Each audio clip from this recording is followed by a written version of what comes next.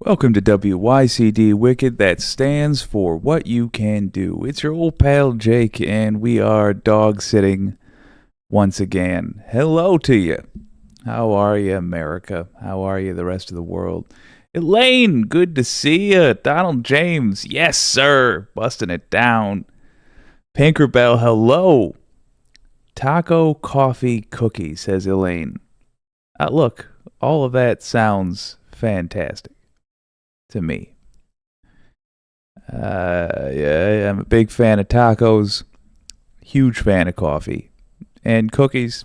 Come on, you know I'm gonna get after them. What we've got today is just about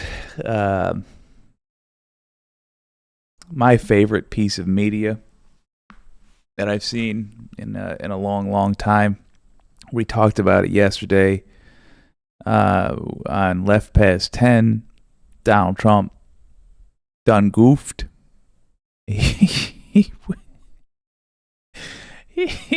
went to the a gathering of black journalists, a Venn diagram of people that have good reason to be angry with him.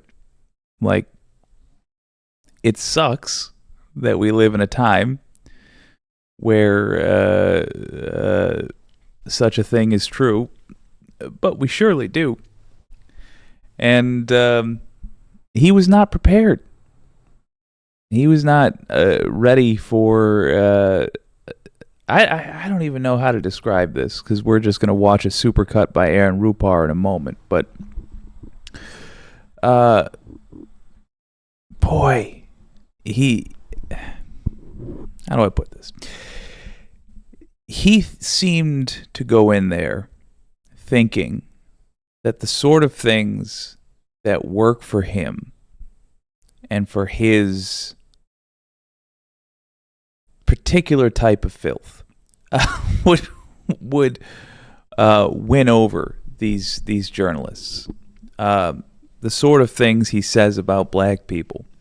He thought, well, that makes my folks happy, so surely it'll get a certain percentage of this crowd. But what he's not able to factor in, clearly, one second, what he was not able to factor in was the fact that the reason they work, the reason they get his crowd excited, is that they're racial dog whistles. Speaking of, I got der hunden here with me. But they're racial dog whistles. People get excited and cheer for him when they do that because they really hate black people. Because a lot of folks that look like me are scum that live bad lives and deserve to be treated poorly until they live better lives. There's no other way to put it. They're vile creatures, the lowest filth humanity has produced. They love that. But the problem is when you go there to a gathering of black journalists, you have educated folks who are familiar with your grift because they're journalists, and then you say racial dog whistles about their race to their face. They're not going to cheer for you, man. They're going to be angry. Rightly so. In addition, the fact that it was a gathering of journalists meant there was more social pressure on the journalists who were on stage to act like journalists, because they knew that crowd would know what good journalism looks like. For some reason, Donald Trump just willingly walked into that with no plan. I don't know what he thought he would gain. I have a theory, though. But he certainly hurt himself worse than he ever that hurt himself more than he gained. Here's the thing, though, and here's what I want to, before we get into watching the clip, here's what I want to toss your way. I don't think that Donald Trump was under the impression he would win over the people in that audience. I also don't think he was expecting to get his ass whipped as bad as he did. But the plan was never to make those people appreciate it. The plan, I think, was to, number one, show how brave he can be to his Nazi followers. To say, look, I'll walk into the lion's den here. And two, a weirdly unracist belief that that the black culture is not a monolith. The black voter is not a monolith. It's an overused phrase so much to the point that I'm not even sure what I'm saying there. They don't all think alike, in other words. The word black with a capital B is a description of a lot of folks, and there are black conservatives, and I'm sure he was thinking, I'll be able to peel off a few. Some of the crap that works for the white conservatives must surely work for the black conservatives. And you know what? I can't even answer that yet. I haven't seen any reporting, honestly. It says how that went over with the black conservative crowd, but boy, I can take a guess. An ass whipping that you receive is an ass whipping. No matter what martial arts style you were using, if you got your ass whipped, it's sort of a universally understood thing. And that's what we saw during this convention. So without further ado, and maybe one further ado, I want to check it out. First, I want to say, see what's up with the gang. Wicked Foxy Dragon. Good to see you. Are we talking about what a douche nozzle Trump is? Yes. Yes, God. Yes, we are. Nina Canadian, peace and respect at you. Thank you, sister. Good to see you. Donald James X, good to see you, my man. I saw you in the Majority Report chat earlier. That was fun. Pinkerbell, yeah, he plays only to friendly crowds, and he doesn't talk to anyone who doesn't have to kiss his ass. Yeah. Elaine, Jake, he thought? Wow, that's extending a lot of grace. Yeah, fair point. It is the easiest thing in the world to overanalyze Trump and to give him entirely too much credit. In fact, anytime I give him any credit for anything, it winds up being too much.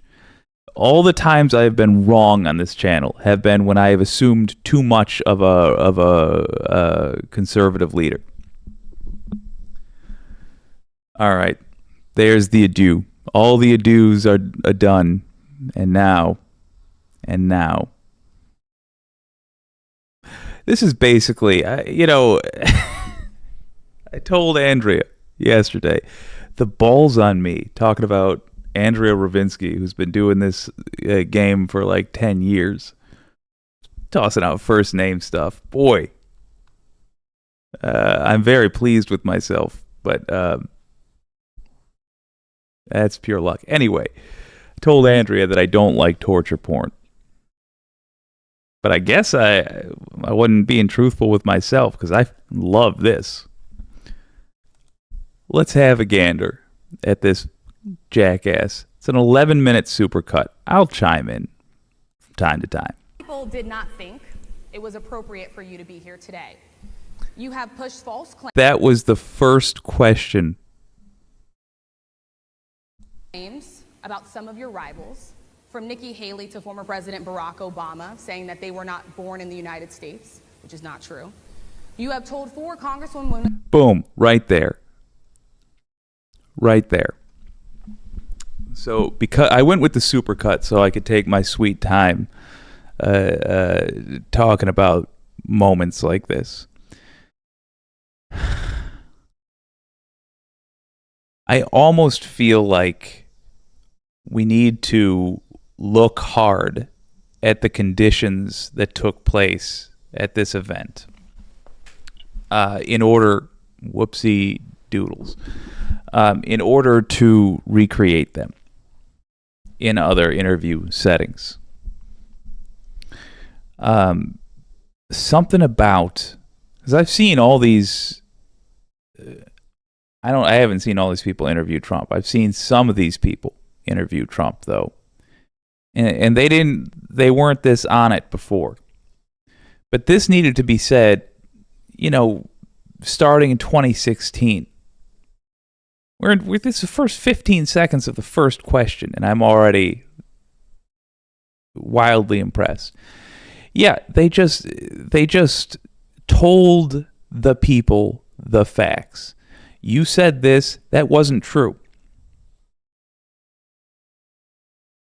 This is how this guy should have been treated for the last 10 years. He lies blatantly.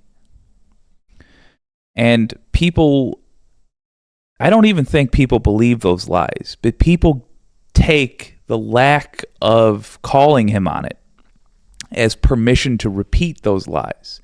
Again, whether they believe them or not is irrelevant. I don't think they care whether they're true or not.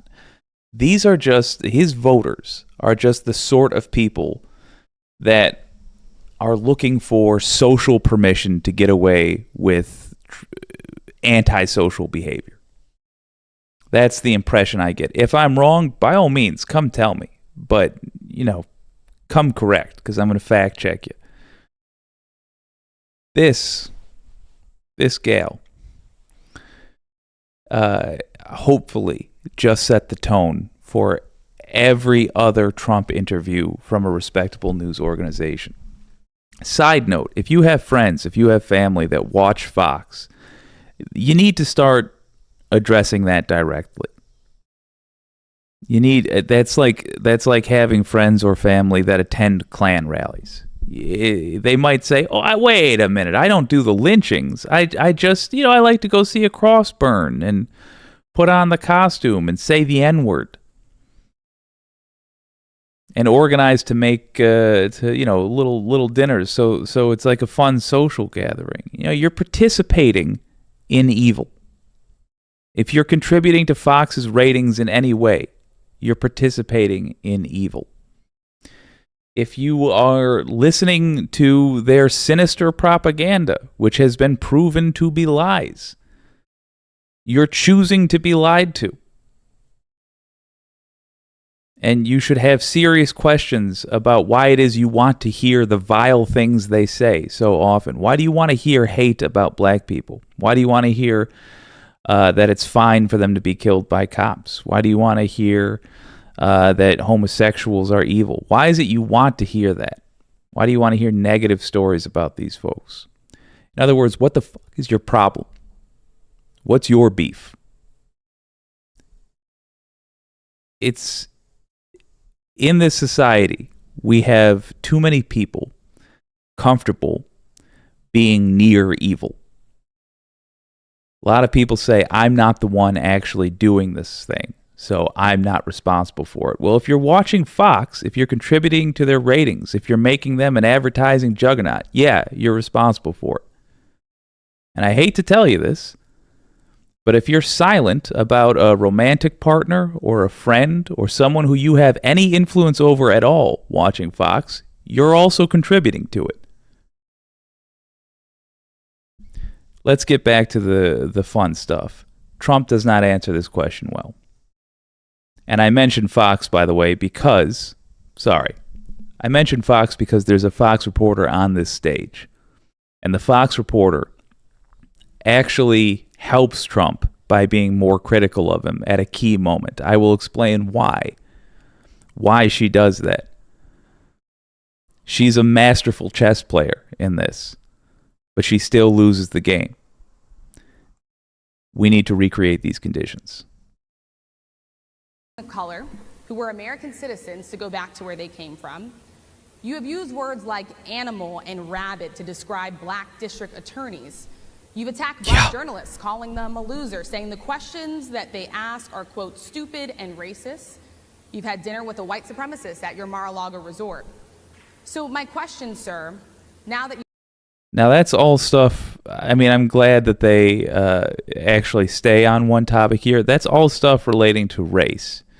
And it's important, I think, given the context of where this interview is happening, that they keep it that way. But let's also remember he allowed Mar-a-Lago to be used for recruiting child prostitutes for Jeffrey Epstein. That's where Ghislaine Maxwell, I think is how you say her name, that's where she recruited kids for Epstein to diddle. By the way, Trump appears on the flight logs, and he's expressed attraction to children before. Just all of those things are true, and you should be aware of them. I'm saying them because I don't feel it's the responsibility of that reporter to, but you should know that. You are asking black supporters to vote for you. Why should black voters trust you after you have used language like that? Well, first of all, I don't think I've ever been asked a question in such a horrible manner. First question. You don't even say, hello, how are you? For the record, when they came out on stage, they said hello. So, I mean, they did. Just as a statement of fact, they said that. Hello, hi, when they came out. So it already happened. Second, he's immediately terrified. And he goes, oh, this is going to be... Yeah, I don't want to say he's terrified. He immediately realizes this is going to be a fight. He was hoping for another, gentle interview. But he thinks his way of fighting is going to work. And you're about to see him realize in real time that it doesn't. Are you with ABC? Because I think they're a fake news network, a terrible network. And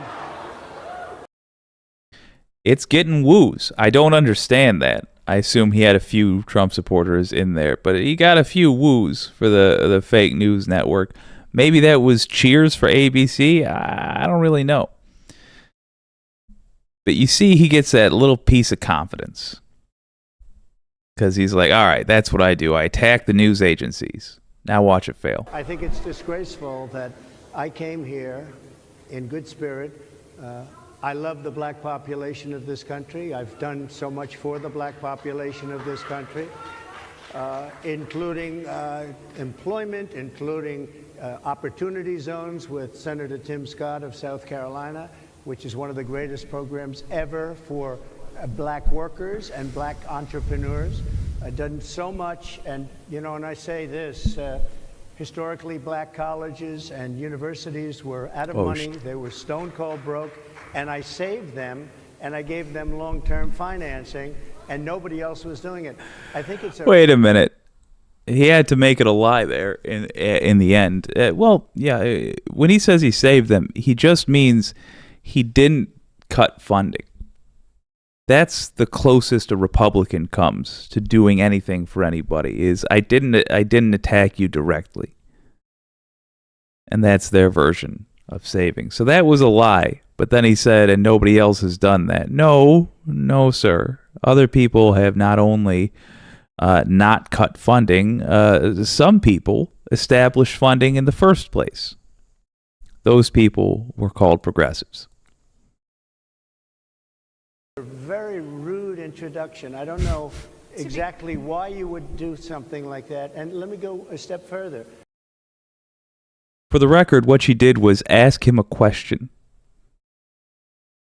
I was invited here, and I was told my opponent, whether it was Biden or Kamala, I was told my opponent was going to be here. Kamala Harris, I believe, was offered a Zoom interview. I don't know the specifics because it does not matter. He should be so happy to have an opportunity to pitch his side of the story to an audience without the other person there to pitch theirs. Why in the would you complain about having a full hour in front of the press just to pitch your story? You would do that only if you know you're going to do it badly and you're looking at desperately for excuses. Now, he's going to fall into some stereotypes coming up, and it is very funny. Turned out It's not going to win over the audience. You invited me under false pretense, and then you said you can't do it with Zoom. Well, where's Zoom? She's going to do it with Zoom, and she's not coming. And then you were half an hour late. Just so we understand, I have too much respect for you to be late.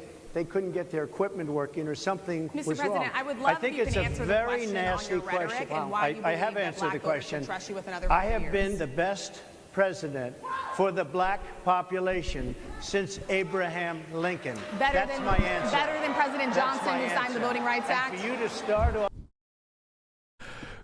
I'm so glad she knew he was going to say that nonsense and had something ready. Yeah. Best, at least he didn't stick with that better than Abraham Lincoln thing that he used to try. But yeah, you hear the moment the crowd turns there. There was people willing to give him a shot right up until that moment. I think this goes back, actually, to Trump's first appearances. I remember when I was saying that Republicans would have actually real good cases they could make against Barack Obama, but they never made them because they were too blinded by racism. They couldn't stop doing memes of, apes or whatever, or saying Michelle Obama's a man, or meaning that as an insult, and all this other nonsense. They're doing the same thing with Kamala Harris. There's plenty of real solid cases you could make against Kamala Harris, but they're so racist that they're not capable of formulating them. They don't even think like that.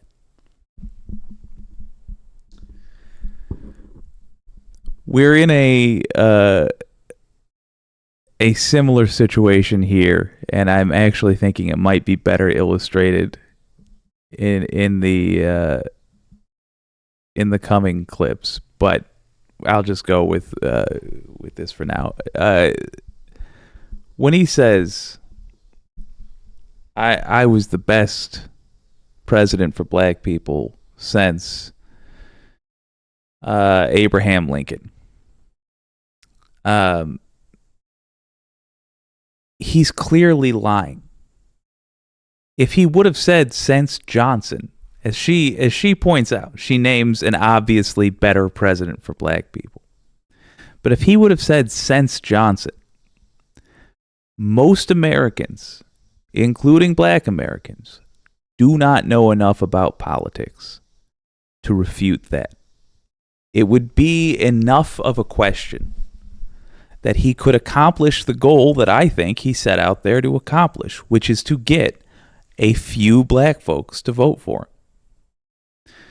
But because he's such a racist cunt,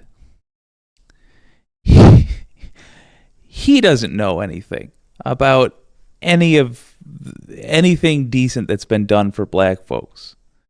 His staff doesn't know anything about anything decent that's been done for black folks. He does not think like that. He doesn't employ people that think like that because he's a racist. And he reveals himself, not for being a racist. I'm pretty sure everybody in that room and every other room on earth already knows he's a racist. He reveals himself to be a liar. Back in 2016, when he revealed, or when he came out on stage and he gave his first, debates or whatever, people would put up with lies about this or that or the other thing because it felt like to them he was telling a fundamental truth. And that was the strength of his message. And by the way, he was.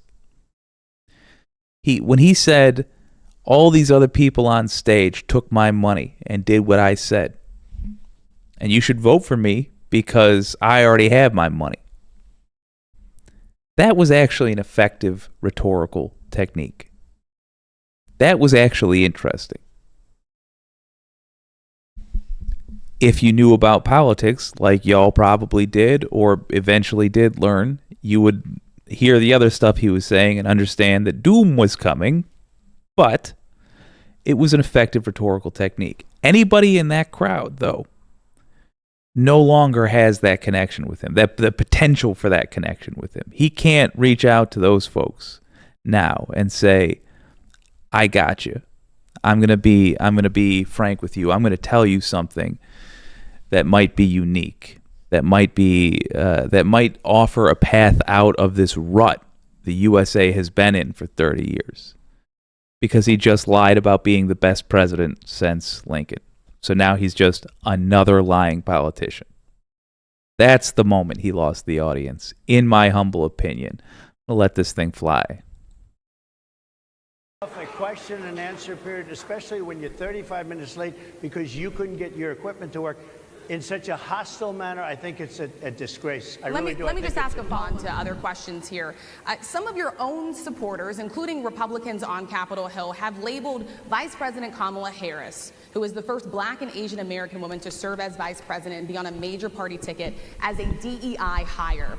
Is that acceptable language to you? And will you tell those Republicans and those supporters to stop it? How do you define DEI? Go ahead.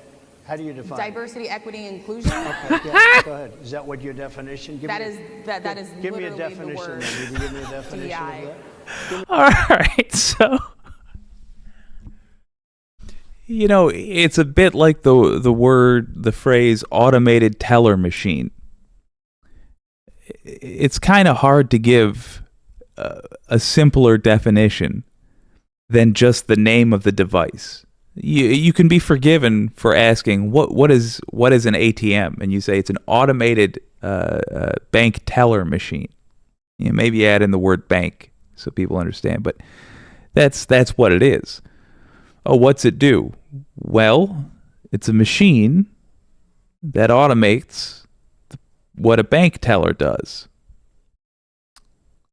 Okay, and that's your definition.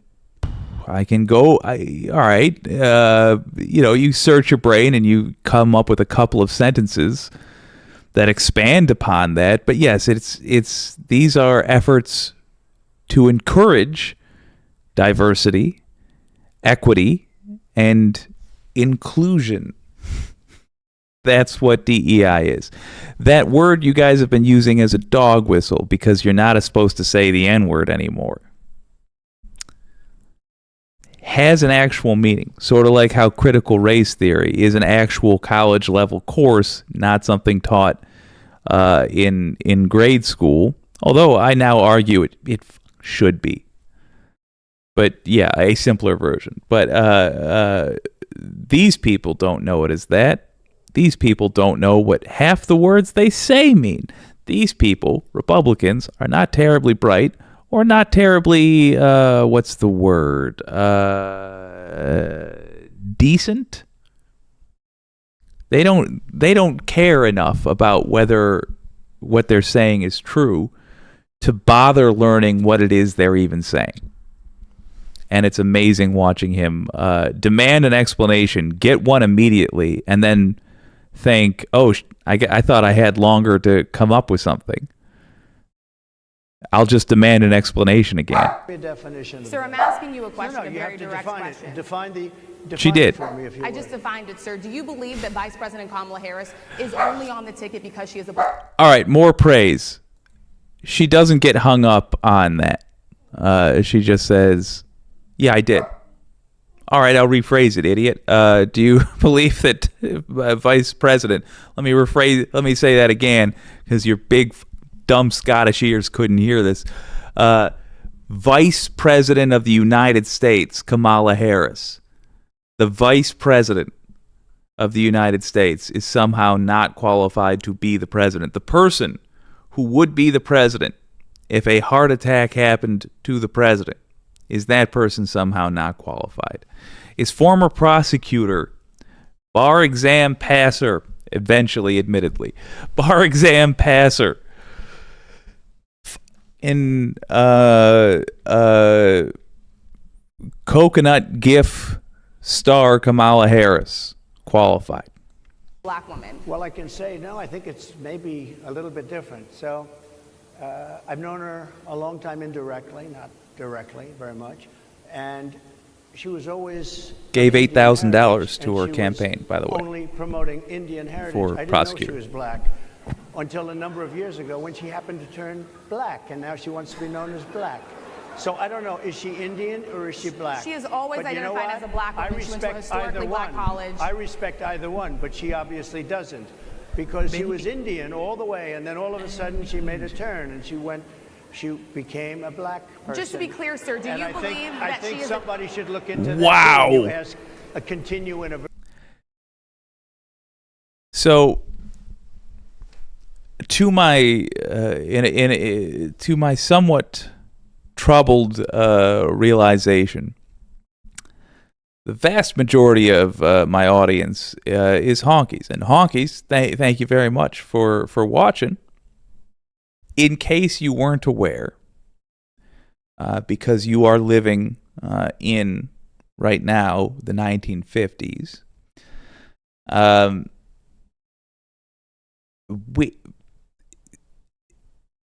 Black with a capital B refers to a great many things, but mostly in America, it's about how you present.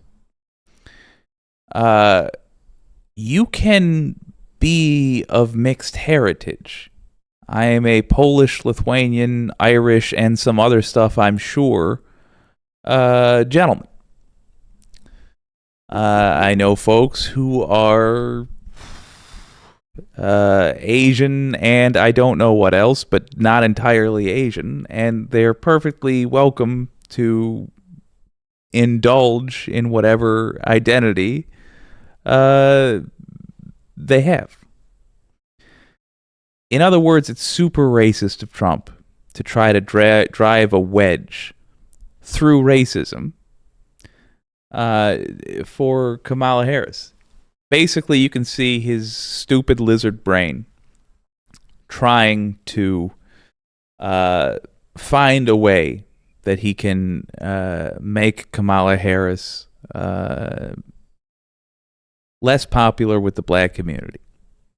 It's that transparent. I'm going to interrupt less and less because the stupidity becomes more and more self-evident. Very hostile, nasty tone. It's a direct question. Sir. Do you believe that Vice President Kamala Harris is a DEI hire, as some I Republicans really have don't. Oh said? my I mean, God. No, could be. There are some, and there are. God, I so wanted Great interview, I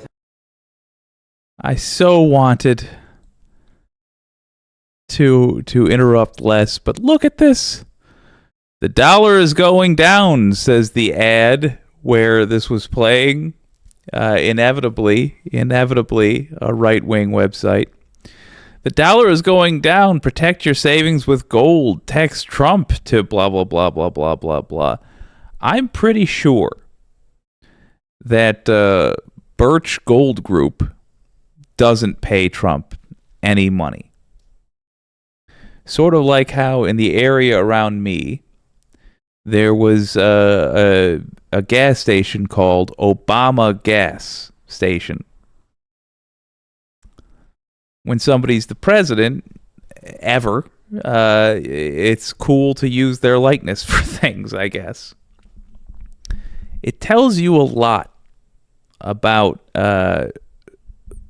what Trump's audience is. The average Trump voter, that people keep trying to fleece them for money. People keep trying to panic them by tricking them with an image of Trump next to a sentence up there that's in quotes, as though Trump said that, although I note it's not actually attributed to Trump. So I guess he can't sue them for slander, libel, whatever it is. But it's a trick. It's a trick. You're supposed to see that and think Trump said the dollar's going down, and he says the way to protect ourselves is by buying gold. Oh, it's easy to do. All I have to do is text Trump to this number. Okay. Boop, bop, bop, bop, bop.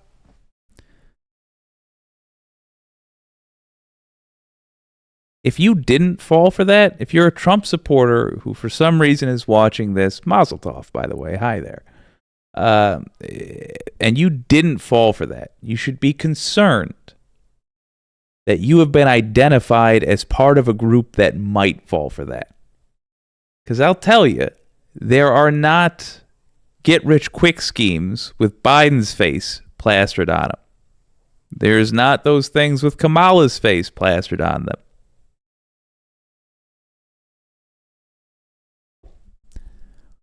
What about you voting for Trump makes people think that you're gullible and that you're prone to making huge decisions that will affect your future, like, for example, exchanging a lot of your money for gold, but an amount that is worth less than the dollars you give them because that's how a business works, after they tell you something that they think you'll think is scary. The dollar's going down, I should panic and make an emotional decision. Why do they think that's you, Trump supporter?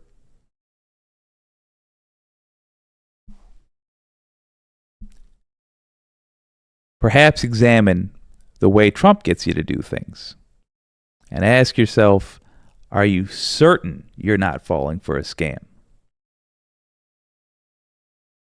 I heard you got very good ratings on that. Well, you told me it was the longest one of your life, so we had a good discussion. Look, I want to talk about why you're here today. I mean, it is not lost on us how divided we are as a country. And as you were coming today, we really got to see that we are divided along the lines of race, along the lines of gender. And, you know, I'm not going to, this is the Fox reporter who's talking.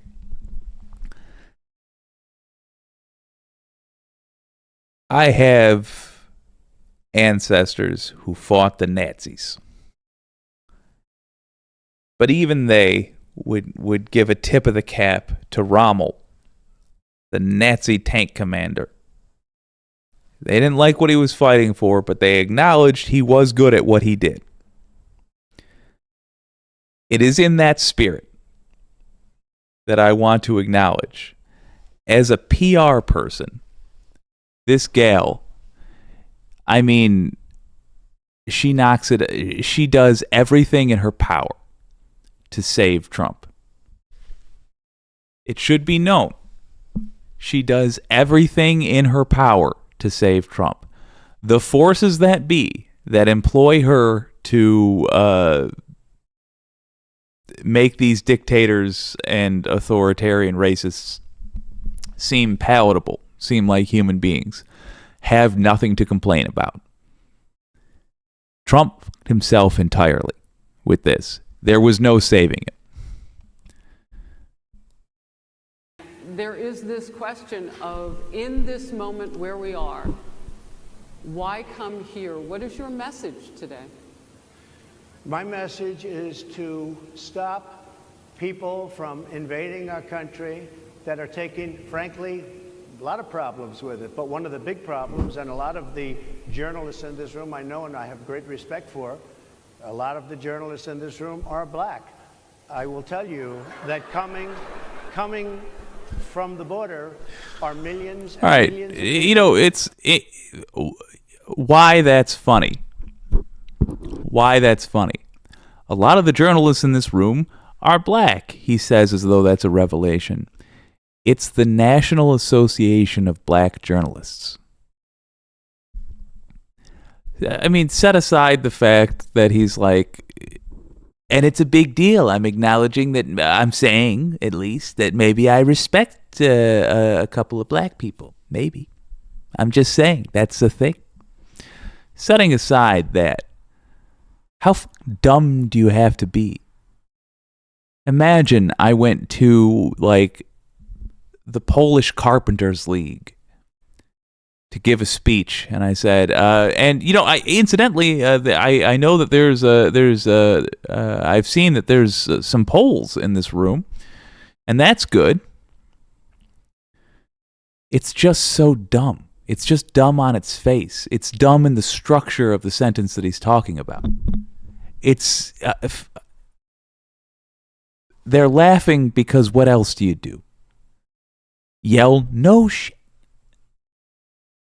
Yeah, there's a lot of black journalists at the National Association of Black Journalists. There's a lot of bowlers at the bowling ball aficionado center. I don't know. Shit. How do you even address something that dumb? He's dumb. That happened to be taking black jobs. You had the best. What is actually the black job? I can't. Everybody there could not believe that he went back to black jobs. He might have done that intentionally because he might be trying to play this off like, well, there's nothing wrong with saying black jobs. I want to bring it up so that they question me, so I can say it's just a regular job. Problem is the weirdness becomes a factor again, and he can't not be weird about it. Let's let it go for about 2 minutes. A black job is anybody that has a job. That's what it is. Anybody that has a job. All right. And Mr. President, they're taking the employment away from black people. They're coming in, they're invading. It's an invasion of millions of people, probably 15, 16, 17 million going down. And our crime rate is going to be a disaster. Mr. President, I want to get into how you address some of the issues with black communities. And I say that plural because we live in communities of color that are different. We're not all the same. We don't vote the same. We don't think the same. True. It's not monolithic. So as you come here today, I want to talk about something that bursts. And this is the weight of the inflation on this country right now. Hold up. I'm going to have her re-ask that question. I just want to make one point. What he is trying to do is to find the black conservative. That's what he's trying to do. And the problem is the modern white conservative is a racist cunt. He's trying to appeal to what he thinks are his people. He's trying to honestly take a whack at appealing to black conservatives. But to him, being conservative just means being politely racist. Not even politely racist, but being racist in a way that is particularly cowardly. Like at least a Klansman will fucking run at you, you know? At least a Nazi has the tattoo on his neck, so you know that you're supposed to beat their ass on sight. But the modern conservative, no, they just want to vote to destroy people's lives. But you're not allowed to even argue with them. And as soon as you do, they collapse and they piss themselves and they say, my First Amendment right, my First Amendment right. As soon as you say, what the fuck are you talking about? Why are you trying to stop black people from voting? Why are you trying to make it literally illegal to be a homosexual? They urinate themselves, fall to the ground, weeping profusely, shivering uncontrollably, and scream in a shrill way, my First Amendment rights! Ah! Ah! Ah! It's how they behave. Very much like I do when someone says I can't drink at the bar anymore.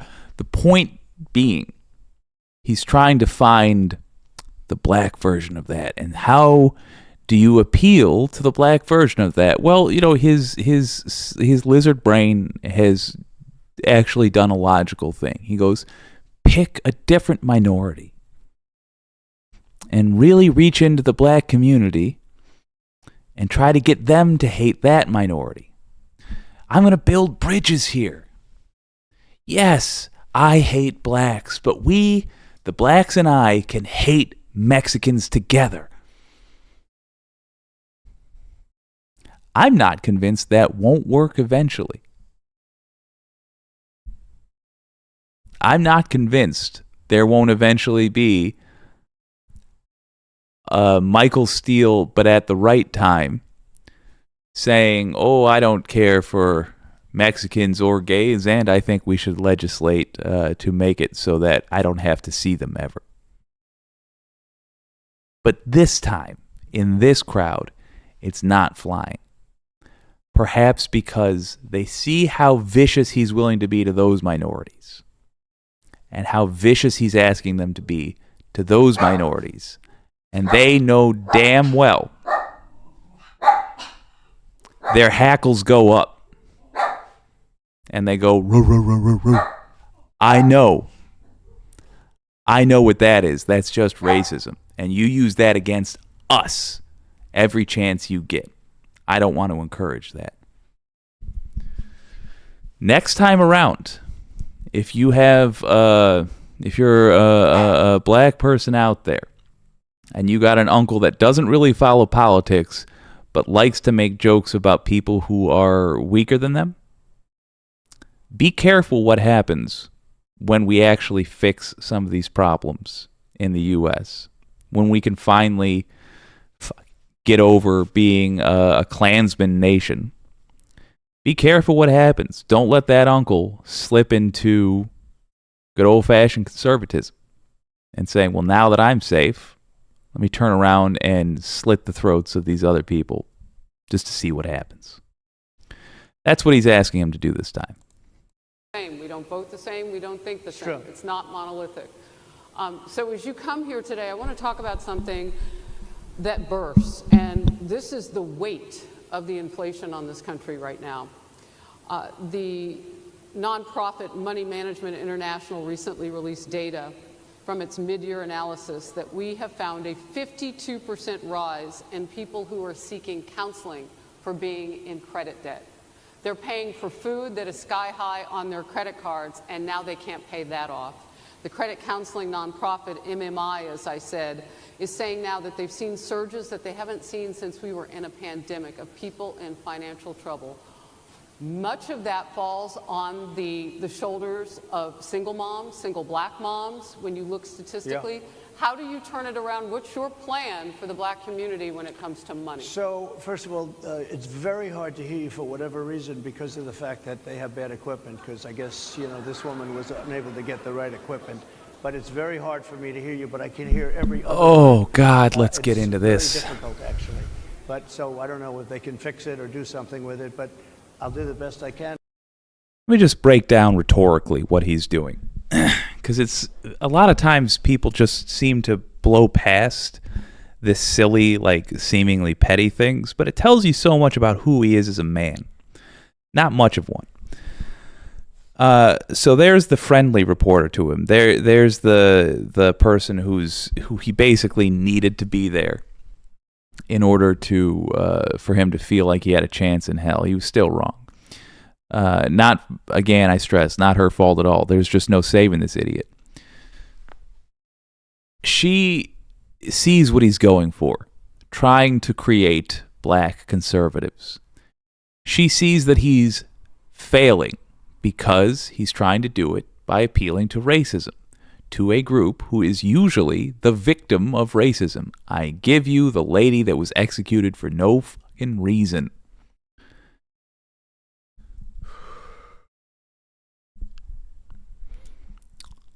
So she gives him another way. She says, let's go with that old lie that Republicans are good with money. For the record, in case you didn't know, Republicans are terrible with money. Republicans ruin the economy. They are a drain on the economy on every level. When they run locally, they ruin their town's economy. And they make the state need to pay for things that the town normally would pay for itself because they give, I'm telling city level, they give contracts to their friends. They let their friends rob the city blind. And then the state has to bail them out. Fortunately, we live in America and there's usually enough Democrats running things that there's extra resources to go around and we fix their problems. But on the top level, on the head of the executive branch, when they are the president, they put the nation in debt every single time. So it's a lie when she tries to rely on the belief that Republicans are good with money. But it's a lie most Americans believe. And so that was smart of her to try to couch it that way. Would you like to come up, me Benny lad? Would you like to come up here? One moment. Would you care to? Okay. 1 second. I got to bring up a Jack Russell, my co-host. Come here, Benny B. Oh.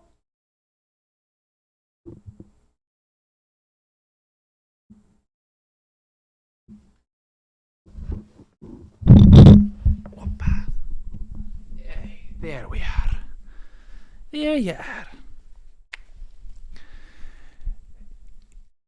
But he panics because he doesn't have an answer. She asked him a question that would have worked for another Republican, an old-fashioned Republican, the kind of Republican that can sell the idea that they're good with the economy, where they can say, yada, yada, tax breaks.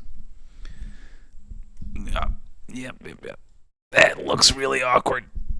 He's licking his paw, for God's sake, for the record. It's the... But he doesn't know enough about policy to vamp here. He doesn't know enough about policy to recover. So what does he do? He starts complaining.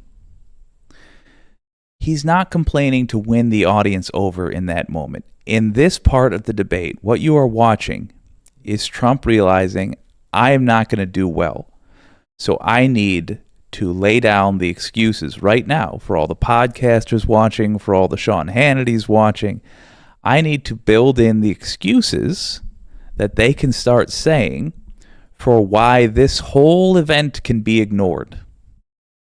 This is how I'm going to stop myself from losing votes. I now realize I can't gain votes here, but this is how I'm going to stop myself from losing votes. So, when the right talks about this, and admittedly I haven't seen their reactions yet, but I'm betting these things that he's built in are what they're going to say. Oh my God, can you believe that? The equipment wasn't working. Doesn't matter that we're listening to it and it sounds crystal clear. The equipment wasn't working and they got him out late. This was a hatchet job from the start. This was a plan to get Trump. Can you believe those black journalists did this? Those black journalists would do that to Trump. That's what they're going to say. I want to point out, though, that one of those black journalists is desperately trying to help him. In fact, the one that asked him the question, which was supposed to be a layup. And now he's panicking and talking about anything except the question. I Benny B. With it. So, Sonia Massey. All right. They move on to talk about that was his disastrous response to the economics question. They move on to talk about Sonia Massey, who we just talked about. Before we go there, I want to jump to an old refrain.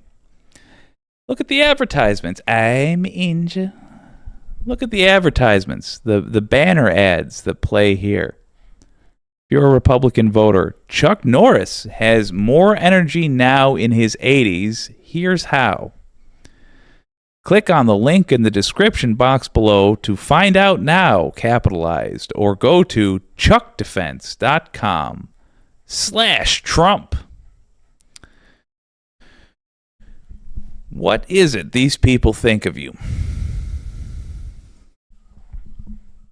These people who know you're watching a Trump thing. We're watching it from a channel which is targeted at Trump fans. Actually, we're watching it from a neoliberalist channel, but still. The original feed came from there. What is it they think of you when they're trying to sell you on an unstated, the concept of having more energy in your old age?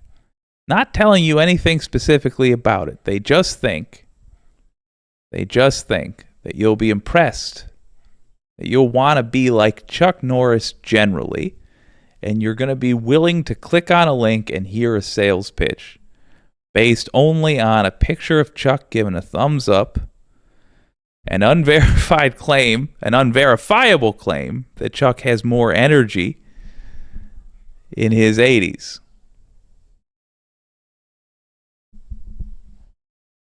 Just dwell on that. Dwell on every time you see an ad, understand that ad reflects what the person who made the ad thinks of you. But I'll do the best I can with it. So Sonia Massey, someone from Illinois, an unarmed black woman, was shot the other day in her home by a deputy sheriff.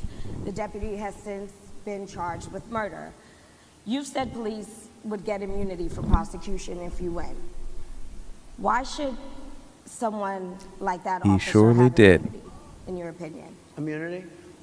Immunity. I don't know the exact case, but I saw Immunity. something. Immunity. And it didn't look good to me. It didn't look good to me.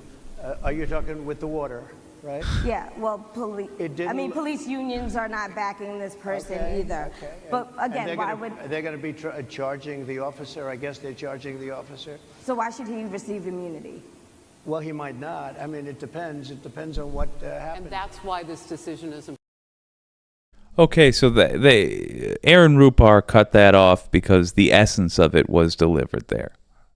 But it needs to be said, he never can answer the question because he never clarified the policy because it's a nonsense policy. He's saying in this era where it's obvious, where there's a new story every month about a black person just being executed by some cops that should have never had a badge. He's saying, I want to give him immunity so that,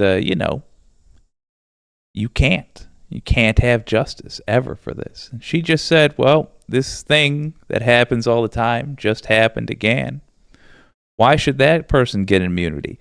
Trump knows there's no good answer because the guy shouldn't, because the guy deserves to be in prison for the rest of his life. He will only get a handful of years. But Trump knows. He can't say, because he's white. It's just black people that died. What the fuck do you care? Oh, right, you're one of those.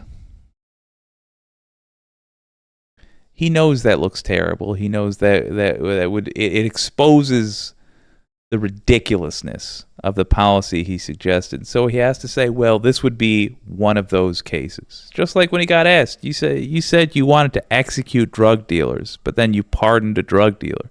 She would have been executed under the laws you propose. And he said, well, I pardoned her.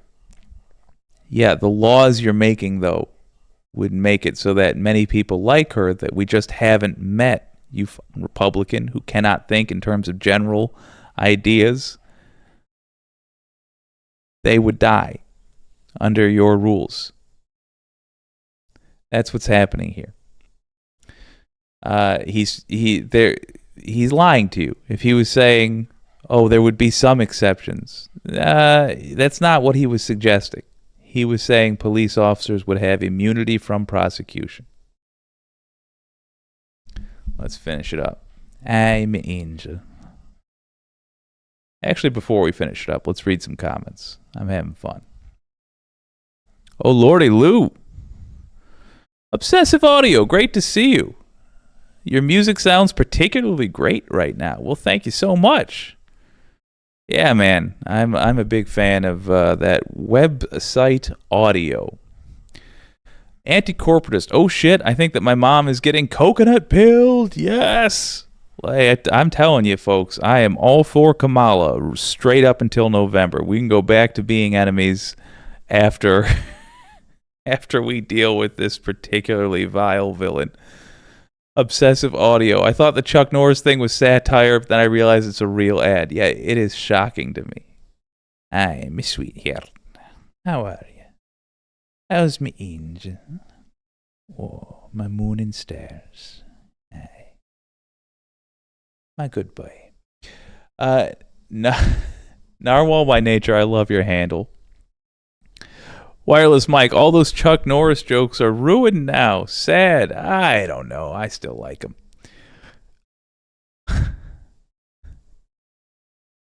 Anti-corporatist, what does Chuck Norris have under his beard? An abusive reverse mortgage. Fair enough. No, Wireless Mike Norris isn't worth the energy of thought anymore. He's dead to me. Not that he was really ever all that alive to me to begin with. I loved Walker, Texas Ranger. I know it was terrible, but it was a lot of fun. And I like that he played a really good villain against Bruce Lee. Yeah, the anti-corporatist. Someone should ask him if he's going to pardon Hannibal Lecter. I do not know what is up with that. Why does he keep bringing up Hannibal Lecter? It makes no sense. And my angel likes tummy rubs. He does. Right under the armpit. And the head pats. Snicks would be a cute pup, thank you. He's my sweetheart. Oh, he's got the smell. The anti-corporatist. I'm walls pilled. We need to make that happen. The Shapiro pick just could tank her campaign. Oh, you get after it, milady. Yeah, I don't think any pick would necessarily tank her campaign. I've stated before and shall repeat. Let's turn that up slightly. I think she will demonstrate that she understands. She'll build my confidence a lot if she picks Tim Walz, not just because I think he's a better human being. He's not even a perfect progressive, for the record. He's for the same reasons Gretchen Whitmer does, Tim Walz has a very nice progressive record. He happened to have the people in place to give him the bills to sign, and he chose to sign them and not fight the will of the people, as many governors have. But the point is, he does have a good progressive record, and it would show me that Kamala Harris understands how to win, which would be that she doesn't need to further satisfy the centrist people. Trump is taking care of putting centrists on the Democratic ticket. Or rather, making centrists vote for the Democratic ticket. What she needs to do is counteract his riled up base by pleasing her base and playing to them. That's why a Tim Walz pick would make me very happy. But, I don't think that it's make or break when it comes to her VP pick. At the end of the day, I think the spotlight will primarily be on Harris. I think the right is going to work really hard to make her VP pick seem as bad or worse than J.D. Vance. So she knows that already, and she is going to pick, the blandest of the bland. And what she's probably looking for more than anything is a boring life.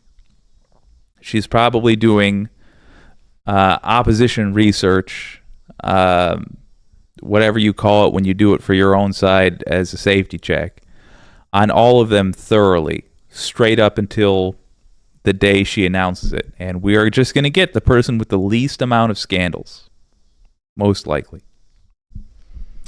Or scandals that she feels like she can weather. But I think what it's going to end up being is Kamala and some guy versus Trump and J.D. Vance. Let's keep it going. I'm enjoying this. Important this time. Bad things happen. You said it twice. When you look at J.D. Vance, is he ready on day one? I'm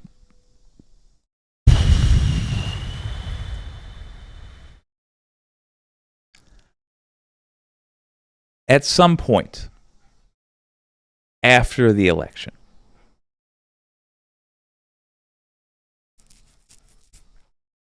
I want to have a serious conspiracy theory stream.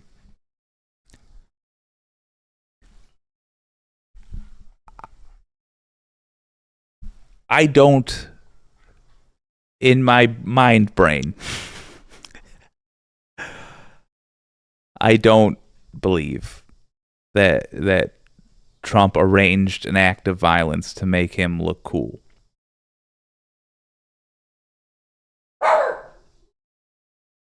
But it is so weird. It is so weird that he told her, as she mentions in this question, like a day before, I think it was a day before the mass shooting attempt, that the VP pick was important.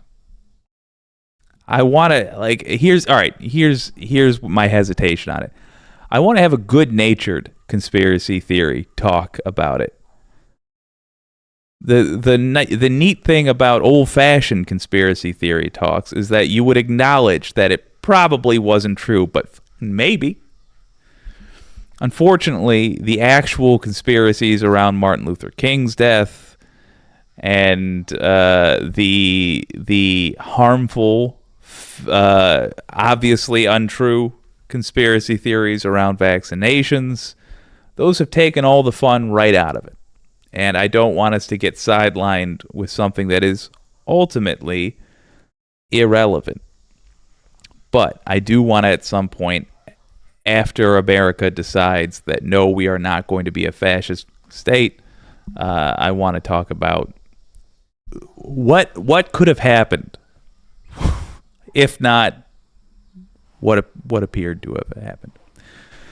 Anyway, for the record, I want to be very clear. I don't actually think there was any conspiracy. I do think it was just you don't need a more interesting story than it was yet another mass shooting with an AR-15 in a nation plagued by them.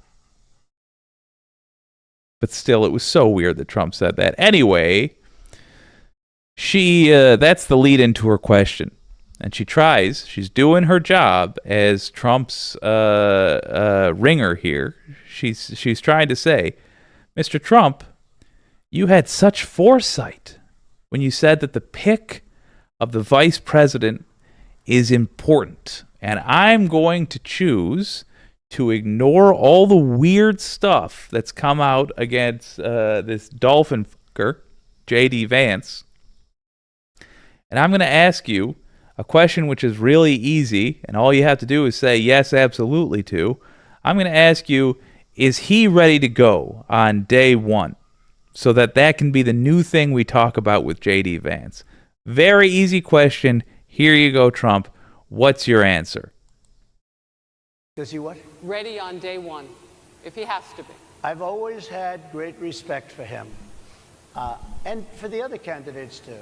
But I will say this, and I think this is well documented. Historically, the vice president, in terms of the election, does not have any impact. I mean, virtually no impact. You have 2 or 3 days where there's a lot of commotion as to who, like you're having it on the Democrat side, who it's going to be. And then that dies down, and it's all about the presidential pick.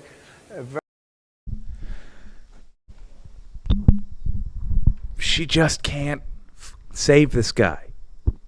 She's like trying to save a drowning man, but he keeps picking up stones off the riverbed. What the f are you doing? What the f are you doing? Is he ready to go on day one? Instead of saying yes, he says, the vice president doesn't matter. So that's no. That's what that sounds like. It sounds like, sorry, you're good boys. That sounds like N-O. I know that's not even what he was trying to say. But he got flustered because he knows J.D. Vance has been a wildly unpopular pick. So he's trying to say, well, for some reason, even though they haven't been announced yet, there's controversy with the Democrats for a couple of days, and there's going to be controversy for Vance for a couple of days, and I'm going to pray to Jesus that, even though I don't actually believe in that, it only lasts a couple of days, and it doesn't matter. He can't even follow the conversation.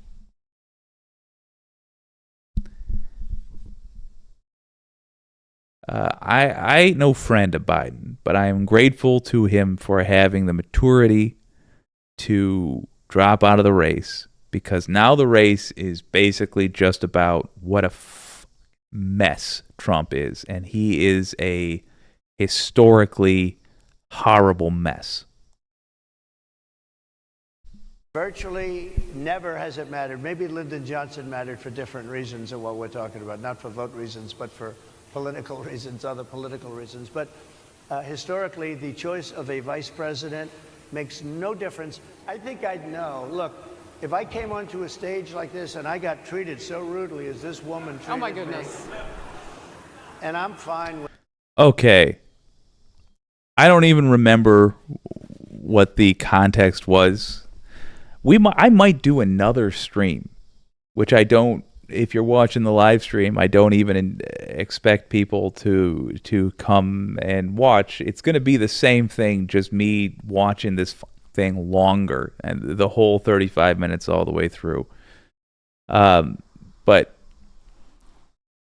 the specifics doesn't matter. I said in the beginning of this here stream, when the Fox News lady goes against him, she's still trying to help him. She is. He deflects yet again from another question. And he says, when I got treated so horribly by this lady over here, she goes, oh my gosh, or oh my goodness. That is doing a couple of things. Number one, she knows this guy is fucked. He's fucked. And he's fucking himself worse right now. She knows that's what's happening. She's warning him that that's what just happened. She is warning him by saying that. You can hear the audience laughing at him, clearly at him, when he tries to insult the lady yet again. He's making an ass of himself. And, most importantly, she knows she has to preserve her own reputation. She knows that if she doesn't say anything in that moment, this lady, who for the whole interview, oh yes, Archibald, yeah, you get after it. She knows that if she doesn't say something, do something, show that she understands this is unacceptable behavior, that she will not have any credibility whatsoever when it comes to Trump. She will, in other words, further embarrass herself and her network. Which means the black conservatives that might have been watching won't be able to hold their heads high when they say they watch her programming or they listen to something she said about this, that, or the other thing. The white conservatives that are watching will have basically the same thing, but several degrees of separation removed, because there's no way they were watching the actual National Association of Black Journalists. It's, honkies, man. What she is doing, in other words, when she says, oh my gosh, and she comes out against him like, this is so ridiculous, is helping Trump. She is helping Trump. She's preserving, when I called her a chess player, this is what I'm talking about. She knows, oh, there's no saving this queen. I can't believe he moved it there. What we have to do now is make a realistic plan for PR for how we're going to get out of this, knowing that the queen's lost to us. That's what that is. With it, because she was very rude, sir. Very rude. That was a nasty, that wasn't a question. She Sir, didn't ask you me can a answer the question. question. She gave a statement. That wasn't a question. I repeated You your can answer the statement, sir, question. actually.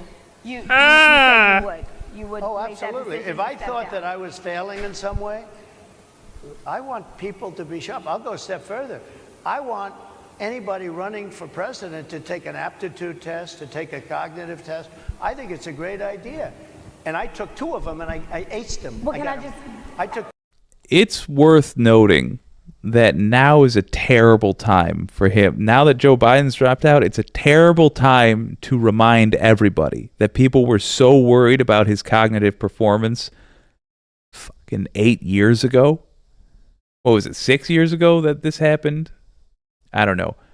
Over 5 years ago, people were so worried about his cognitive performance that he had to take one of these. He keeps bragging about it. But by now, people, especially people who have already heard the bragging and the humorous value of it has worn off, a lot of people are like, oh, Jesus. This guy in charge of anything, this guy who doesn't even realize that it's not a brag to say you had to take a cognitive test. It's like Frank Reynolds proudly holding up his certificate that says he doesn't have donkey brains. The joke in Always Sunny being that it's a concern if there was a suspicion that you had donkey brains in the first place. It's not something to be proud of.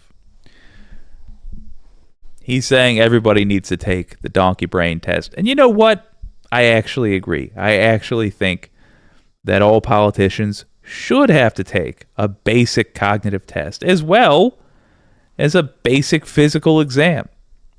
It shouldn't be disqualifying, incidentally, but I do think you should have, there should be a White House doctor that can order you to take medication or this, that, or the other thing. I actually think your health is no longer yours once you become the president. It becomes ours. It becomes our business. In the same way that you can't say, no Secret Service. I won't have them around me. No, it's not your call to make. That's my feelings. But it's still terrible politics for Trump to remind everybody of that. Also, I realize that's awfully authoritarian of me, but it'll never happen, so it's irrelevant.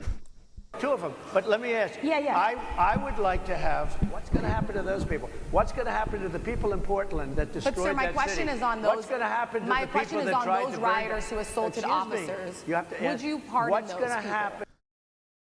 Spreading the lies about the Black Lives Matter protests to an audience of black folks whose business it is to know the details of these things. He's saying that in an attempt to distract from the fact that he said he wants to pardon the people who he had do a coup for him. This guy deserves to be in prison. Oh, absolutely, I would. You would pardon those? If they're innocent, I would pardon them. They've been convicted. And by the way, the Supreme Court well... If they're innocent, I would pardon them. All right. Well, they're demonstrably not innocent. It's just been established in court.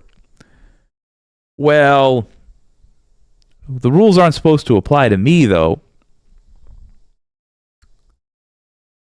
Yeah, but I didn't like the decision that court made. Sort of like how I didn't like the decision, America made when they said I couldn't be president anymore. So I didn't want to go with that. I wanted to just sort of force my way into the presidency. Sort of like how I didn't like the decision E. Jean Carroll made when she said she didn't want to have sex with me.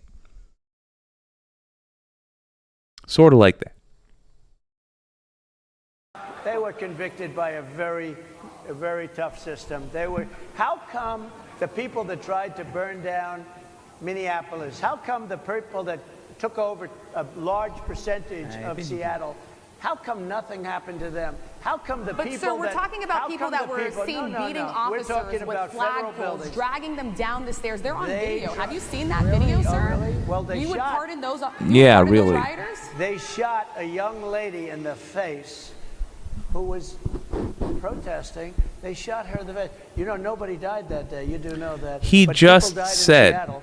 Nobody. Was he talking about Ashley Babbitt? He said, nobody died that day either. He was just talking about Ashley Babbitt, and then he said nobody died, so I guess he forgot about her, or he meant no cops died, in which case he's lying to you about Brian Sicknick, who was fatally wounded on that day and didn't die till the next day. The guy who had his head bashed in with a fire extinguisher, Brian Sicknick. He had medical complications later that killed him. And there was a lady that had an overdose and got trampled by the crowd as she was ODing. She died that day. So it's two people of his, one cop, and there was other cops that committed suicide later. I assume because they were right-wingers, and they saw what side they were actually on, and the gravity of the evil they had participated in throughout their whole lives, and the culture they had immersed themselves in, the absolute foulness of it overwhelmed them. For the record, if you have that realization, don't kill yourself. Jump on the other side. Speak out against it. It's actually pretty fun. It's actually a very fun experience to realize you've been wrong. It's very freeing. It's empowering, even, to realize you've been wrong. You'll find there's plenty of things you were right about. But it's empowering that you can admit when you're wrong.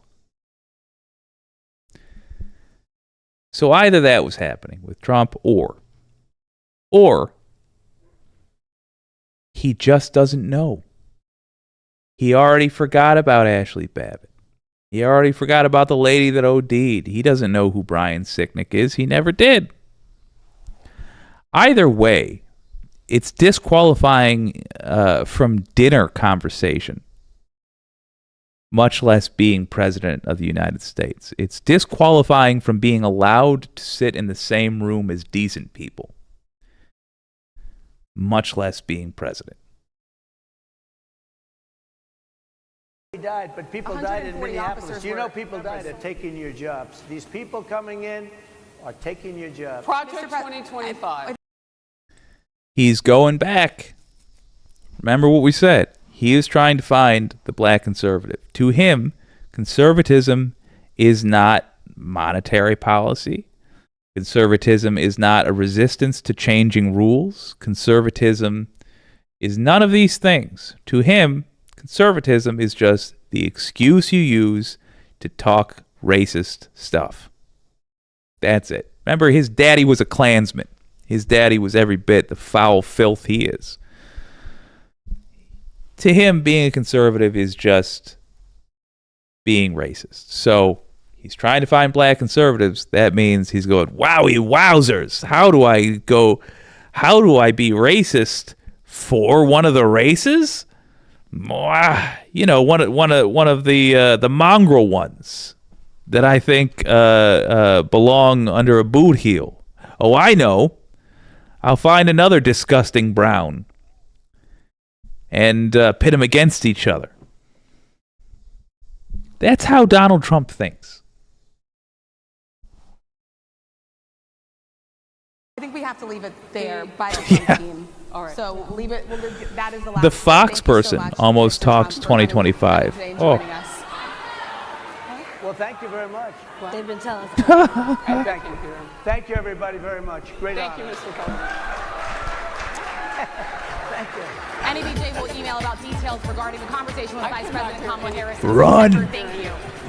Thank you very much. Thank you, sir.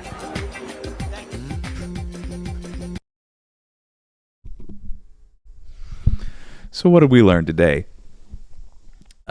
We learned that Trump has no idea how to pitch to black conservatives, but the fact that he's trying should concern us for the future. Because if we win, when we win, then one of the new age problems, when we'll get to this, unfortunately, probably when the rest of my hair is gonzo, but we will get there. There's going to be enough black folks who are comfortable in this country to be conservative. You aren't, generally speaking,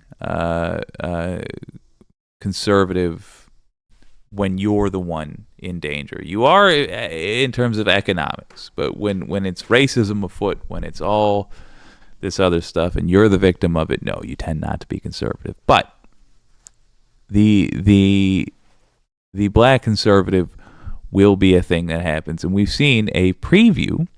I know there's black conservatives now, but I mean as a major political force. We've seen a preview just now of how the worst human beings in our country will try to get them to side up with the other worst human beings in the country. And it's not surprising. They're gonna say, go get those Mexicans. Go be, hey, it's the age of equality, and now you too get to be racist. That's what they're going to try to do. Good to know. Fortunately, we know Trump has no ability to speak to anybody but the most vile of the vile Americans. He doesn't have any nuance. I've been saying this for a long time. He is not charismatic. Someone can be entertaining, but not charismatic. Charisma implies an ability to control whether or not you are charming. Whether or not, if you charm somebody, it does not mean necessarily that you have a charming personality. It might just be you were the flavor they were looking for. Trump was the flavor that horrible, weird internet Republicans were looking for, that Fox News saturated, gullible schmucks were looking for. He has discovered there is a hard cap on the amount of those in this country, and he can no longer win a presidential election without expanding that. The problem is, if he acts at all like a decent human being, first of all, he'll come off as disingenuous because he isn't one. And he's not a very good actor, as we've seen in Home Alone 2. Lost in New York. And the other problem is that if he does act like that, or other problem with him acting like that, is that he will lose his base because they're foul villains, all of them. They're vile creatures, and they hate decency. So if he pretends to be decent, he'll lose the Nazis. He'll lose the Charlottesville crowd.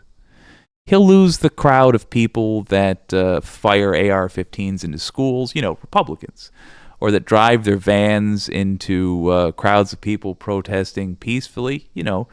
Republicans would be driving those vans. He'll lose the kind of people that show up at soldiers' funerals with signs that say "God hates fags." Republicans. He'll lose the kinds of people that harass women at harass people at their most vulnerable moments, when they're outside an abortion clinic talking about serious concerns. He'll lose the sort of people that would call a teenage girl who's a victim of sexual assault a whore. Republicans.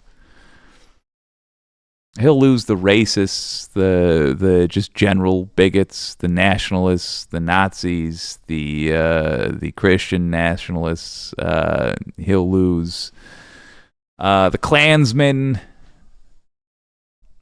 the skinheads, the Republicans. He'll lose them if he tries to be a decent human being. So in other words, cannot win with the group he's amassed. He doesn't have the ability to expand on that at all. What he's trying to do, rather, he doesn't have the ability to raise himself above that and reach a better class of human being. So what he's trying to do is pull those who he can down into the muck with him, to the swamp, if you will. He's not very strong, though. He doesn't have much pull. He didn't do a good job. And finally, he was in front of a group of people with the training and the motivation to hold him accountable. Hopefully, this raises the bar. Hopefully, this is not variance. Hopefully, this is a moment where we all see now what journalism looks like. And we all replicate that. This means after seeing this, we no longer accept not fact-checking Trump. We no longer accept letting him get away with a lie in front of our cameras and our microphones. Hey journalists, from this point on, you cannot claim ignorance. If you let him lie, the lie is your fault. If you let him use your equipment and your airways to tell one of his lies, and you don't tell the truth, you're telling the lie. And you bear equal responsibility at least. Let's see what the wicked community has to say. The anti-corporatist, he made it okay to be openly racist again. Yeah, a MAGA hat is no different than a Confederate flag hat. Obsessive audio. Remember that protester who caught his pants leg on fire and all the dance memes? I actually don't. Pinkerbell, can't piss off the brown shirts. Yeah, exactly.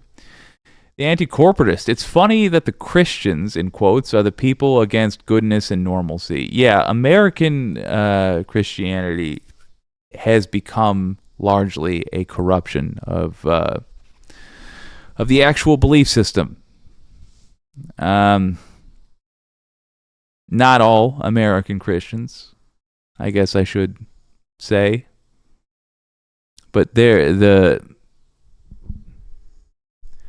I've been dwelling on a concept for a video for a while. Maybe we'll do the stream tomorrow. Why not? Another Der Hunden stream. The Venn diagram of people that like to misquote the Bible and people that like to misquote the Constitution is basically a circle. And what I see in that group is just a bunch of people that use the technique of claiming authority from a document that's old enough to be confusing at a glance. And they're not interested in truly understanding the document. They're only interested in having an excuse to do what they want to do. And so, in matters of morality, they misquote the Bible. In matters of civics, they misquote the Constitution or choose to misunderstand it. I don't think that's a coincidence, and I think that's worthy of study. That said, I want to be crystal clear. Sincere believers are a thing. You know? Sincere believers, I think, are worthy of respect. If somebody's genuinely spending a chunk of their life trying to figure out what it's all for, what it's all about, whether or not there was a deity that made us. And I mean, good. I would like to know as well. If you come up with an answer, let me know. I think that's an admirable pursuit. I just don't like people that pretend to do that when really what they want to say is just the N-word. They just want to say the N-word. Ooh, they want to say it. Nina Canadian, great combo, Jake. Thanks for using your brain for good. What's left of it, I try. Thank you, my friend. The anti-corporatist, Elaine, there are some who wouldn't get their tables overturned by Jesus, but they're the exception, not the rule. Fair enough. Narwhal by nature, if suddenly mental health care was widely available, I feel like the Conservative Party would rapidly shrink. That, my friends, is the statement of the century. Yes, it would. Yes, it would. When we get universal health care and we're at the negotiating table, let's make sure we include mental health as part of that. Because I think you are completely right. And the biggest danger to this nation, as always, remains